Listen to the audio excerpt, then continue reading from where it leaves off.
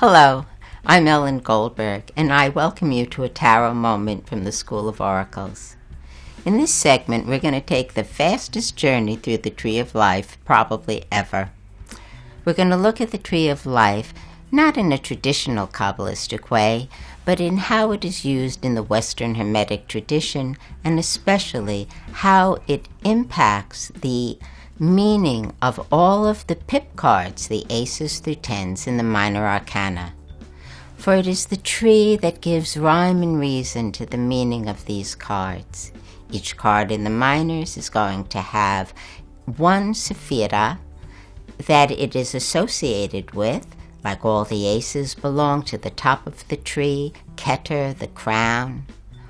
All the twos belong to hochma, which means wisdom. The threes belong to bena, the great mother, which is understanding. All of the fours belong to Yessad, the sphere of mercy. All the fives belong to Givurdas of Verity. All the sixes take their meaning from Teferet, beauty, there in the very center of the tree. The sevens belong to Netsach, victory. The eights belong to Huud, splendor. The nines belong to Yessad, foundation. And all of the tens belong to Malkut, which is the kingdom, our kingdom. Keter is unmanifest. It is pure spirit. It's the divine before it has any division in it at all. And so it's both masculine, it's feminine, it's before even masculine and feminine. It's just pure essence of life. In fact, the Kabbalists call it the beginning of the whirlings. You'll notice when we talk about the aces that they are always called the root of the powers of the element, root of the power of water, and so forth. And one of my favorite sayings about the tree is that the tree of life is a tree that grows upside down, and its roots are in heaven. And those are the roots they refer to in the aces. Hochma, the first reflection back to Keter, the second sphere on the tree of life, wisdom, is going to show us the elements in their purest form because it is the first manifestation. Keter, hochma, and bena, that top triangle on the tree, is called the supernal triangle. It's the divine. Of course, the whole tree takes place and manifests in a lightning flash. But we have to look at them sequentially, so we see that Keter manifests hochma, the great father, then is manifested bena, the great mother, and notice how on the tree the divine is equally divided between God the Father and God the Mother. The inner roots of these mystic paths are not as patriarchal as the outer forms. All the threes, because they have a feminineness connected to bena, and bena is ruled by the planet Saturn. The first safira are to be actually connected to a planet. Keter is called the beginning of the whirlings. Hochma represents the entire zodiac. But here we have, with the great mother, Saturn. Her sphere is dark, like the darkness inside the womb. And bena also means the great dark sea. She is the great sea out of which multiplicity will come. All the threes are a fulfillment and about to give birth to something. Then the energy crosses over what is called the abyss, because you see there's a large space between bena and the next safira, that it goes across the tree to the fourth one, that blue sphere, Yessad, mercy. Mercy is hochma on a lower arc. It's ruled by Jupiter, a demiurge. It is the rulership of the world with kindness.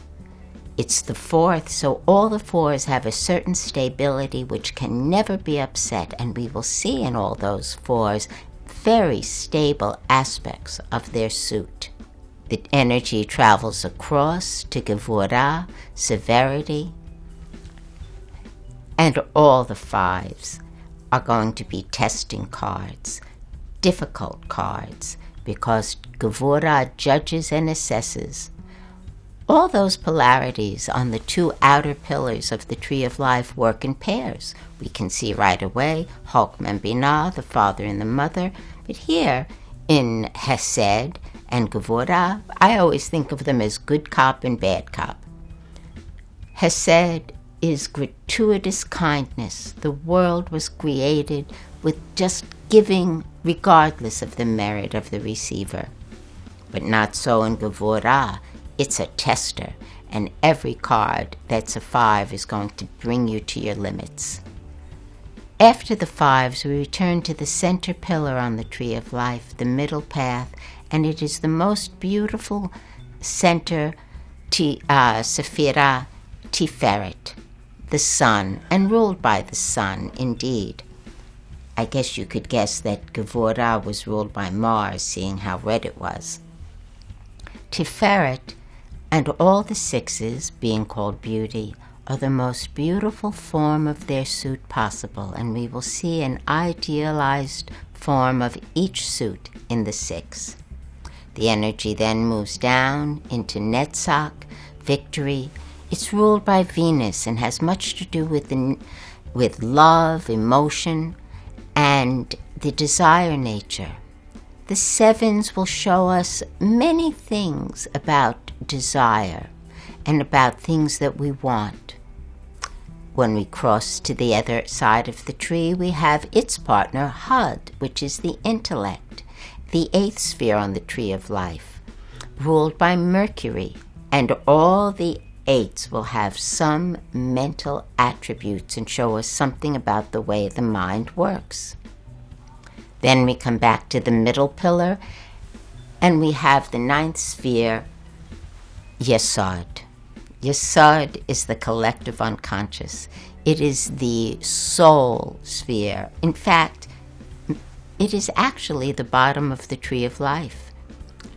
Our earth, which you see, the 10th sphere hangs like a pendant underneath, is really the fruit of the tree. The tree, in actuality, ends with the 9th sphere foundation, ruled by the moon. It's the astral plane, the plane of magic.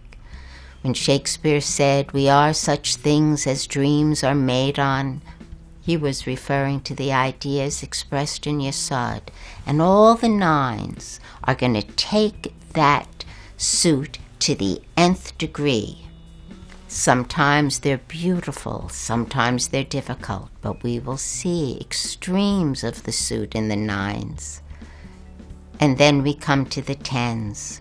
All the 10s are a form of completion. They belong to the earth and to Malkut. They're also a resting place, a place that turns around. And so we will see not only a completion in the 10s, but the possibility of new beginnings and what things will lead to next.